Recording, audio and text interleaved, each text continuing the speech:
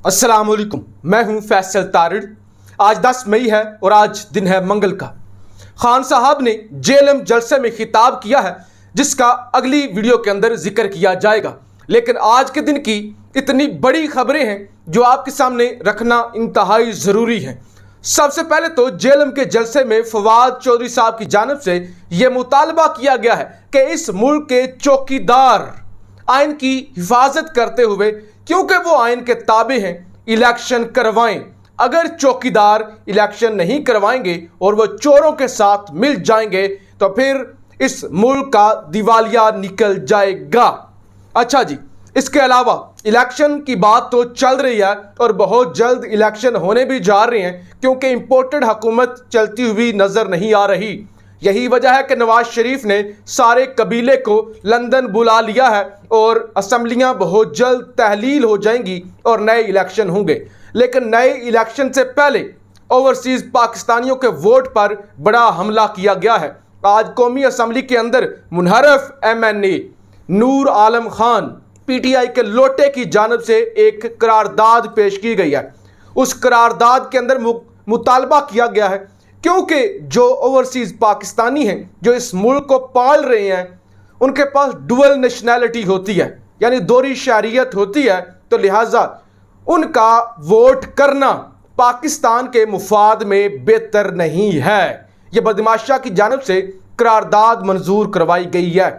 इसकी वजह यह है क्योंकि बदमाशा को पता चल चुका है कि अगर ओवरसीज़ पाकिस्तानियों ने भी वोट दे दिया तो फिर हमारा कुछ नहीं बनेगा, फिर हम जीत नहीं सकेंगे। लेकिन बदमाशा को यह नहीं पता कि जितना अवाम में शऊर आ चुका है, जितनी पाकिस्तानी कौम जाग चुकी है, ओवरसीज़ पाकिस्तानियों का वोट तुमने बंद भी कर लिया।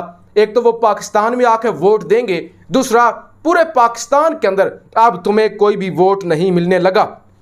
नजम सेठी की जानिब से खान साहब के खिलाफ इंतहाई गलीज अल्फाज इस्तेमाल किए गए हैं। नजम सेठी कहता है इमरान खान जो बकवास कर रहा है ये बंद होनी चाहिए। ये एक सहाफ़ी जो अपने आप को सीनियर सहाफ़ी कहता है, जिसकी टांगें अब कब्र के अंदर हैं, बाबा चिड़ियों वाला 35 पंचर वाला नजम सेठी ये कहता है कि इमरान खान जो बकवास कर रहा है वो बंद होनी चाहिए। मैं कभी एंटी एस्टैब्लिशमेंट नहीं रहा। इस वक्त हर मुहिब्बे वतन पाकिस्तानी शख्स की जिम्मेदारी है कि आप जनरल बाजवा के साथ खड़े हों। यानी जो कल तक फौज को गालियां दे रहा था, फौज के अंदर डिवाइड पैदा कर रहा था और झूठ फैला रहा था कि फौज के अंदर बगावत है, और जनरल बाजवा साहब के सामने कोई नहीं बोलता क्योंकि जर्नैलों को प्लाटों की लालच होती है। जो कह रहा था कि बहुत जल्द जनरल फैज़ हमीद को जनरल बाजवा साहब बर्खास्त कर देंगे और उन्हें GHQ हाजिर कर लिया जाएगा, आज कह रहा है मैंने कभी एस्टैब्लिशमेंट या कभी मैं एंटी एस्टैब्लिशमेंट नहीं रहा। अच्छा जी, लीगी कायदीन जा रहे हैं जी, आज रात को रवाना हो जाएंगे लंदन के लिए। लेकिन आप मुझे ये बताइए, क्या पाकिस्तान के फैसले लंदन के अंदर होंगे?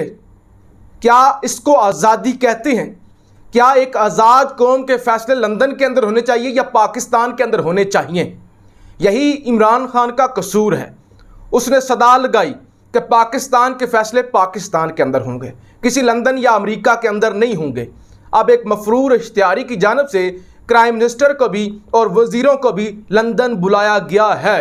यह पाकिस्तान के लिए इंतहाई शर्म का मुकाम है कि इंपोर्टेड हुकूमत अब फैसले भी बाहर जाकर करेगी, लेकिन इनका सामान कर लिया गया है। मेरे पास खबर है वज़ीर आज़म की लंदन आमद पर PTI का एहतजाज का ऐलान। तो जैसे सऊदीया के अंदर एहतजाज हुआ था और इनकी बेइज्जती हुई थी, अब लंदन के अंदर लोग और ज़्यादा चार्ज हैं। अभी से प्लानिंग हो चुकी है और PTI के तमाम कारकुन और तमाम पाकिस्तानी जो लाखों के हिसाब से लंदन के अंदर मौजूद हैं, चाहे वो कश्मीरी हैं चाहे वो पाकिस्तानी हैं, तमाम के तमाम ने यह तय कर लिया है कि जैसे ही इंपोर्टेड वज़ीर आज़म यहाँ पर आएगा तो उसकी दुर्गत बनाई जाएगी, उसकी हौसला अफजाई की जाएगी, उसकी अच्छी तरह से इज़्ज़त तवाज़ो की जाएगी।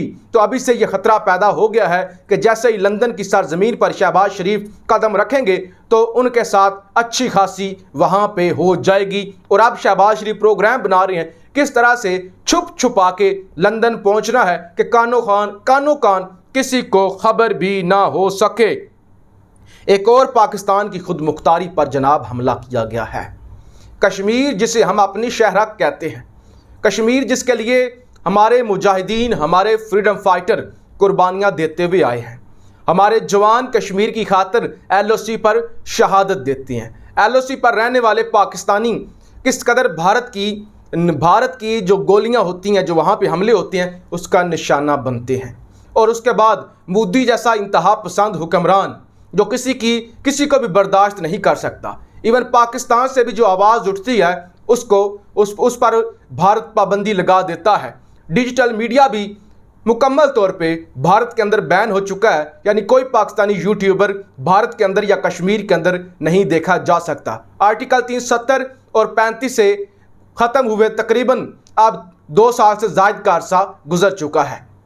وہ بھارت جس نے ہمیشہ پاکستان کی نفرت اور پاکستان کی دشمنی کے لیے دن رات ایک کیا، وہ بھارت جو پاکستان کے خلاف سازشیں کرنے میں پیچھے نہیں رہتا، وہ بھارت جس نے ابھی چند مہینے پہلے میاں چنو پر براموس میزائل بھی گرایا، جو ہزاروں لاکھوں کشمیریوں کا قاتل ہے، اور کشمیر اس وقت دنیا کی سب سے بڑی جیل بن چکی ہے۔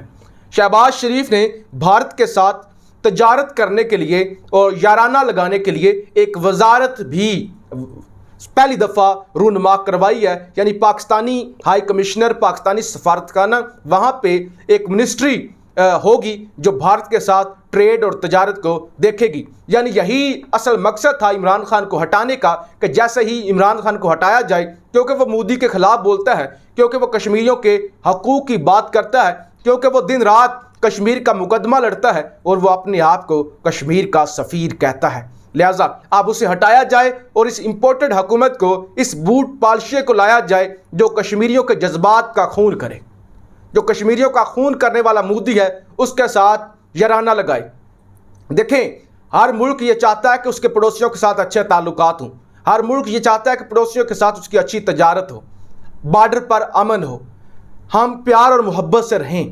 لیکن جب ہمارے کشمیری بھائی، جن کو ہم نے کئی لارے لگائے ہوئے ہیں کہ آپ ہمارے بھائی ہیں، آپ ہماری شہرگ ہیں، جن کے بارے میں قائد نے کہا تھا کہ یہ ہماری شہرگ ہیں، جن کی آزادی، جن کا ساتھ دینا ہم پر فرض ہے، جب وہ بیچارے مر رہے ہوں، جب ان پر ظلم و جبر کی ساری حدیں پار کی جا رہی ہوں، اور بھارت کے ساتھ آپ ٹریڈ کرنا شروع کر دیں، بھارت کے ساتھ آپ لڑنے کے بجائے، جہاد کرنے کے بجائے، اپنے کشمیریوں کا دفاع کرنے کے بجائے، جو وہاں پہ مسلمان نماز بھی نہیں پڑھ سکتے، مساجد کے اندر اذان بھی نہیں ہو سکتی، جمعے کی نماز بھی ادا نہیں کر سکتی، اس فیشسٹ، اس انتہا پسند مودی کے ساتھ اگر آپ تجارت شروع کر دیں تو آپ کشمیریوں اور تمام مسلمانوں کے بھی قاتل ہیں۔ آپ اگر ایک قاتل کی حمایت کر رہے ہیں تو اس کا مطلب یہ ہے کہ آپ اس قاتل کے ساتھ کھڑے ہوئے ہیں۔ لہٰذا ریاست پاکستان کو اب اس امپورٹڈ حکومت کو روکنا ہوگا، اور اگر ایسا ہو گیا، جو کہ ہو چکا ہے، تو پھر کشمیری ہمیں کبھی معاف نہیں کریں گے۔ لہٰذا اس ویڈیو کے اندر آپ کے سامنے تمام کارستانیاں امپورٹڈ حکومت کی سامنے آ گئیں، لیکن خان نے ان کو ذلیل و رسوا کر دیا ہے۔ یہ اب بالکل چلنے کا نام نہیں لے رہے، یہ خود ہی اندر سے آوازیں اٹھ رہی ہیں کہ ہمیں اب الیکشن کی طرف جانا چاہیے، فوری طور پہ ہمیں الیکشن کی طرف جانا چاہیے۔ اور خان نے ان تمام ناسوروں کو ننگا کر دیا ہے کہ یہ وطن کے دشمن ہیں اور یہ مودی کے یار ہیں۔ اپنی رائے کا اظہار ضرور کیجیے گا۔ پاکستان زندہ باد۔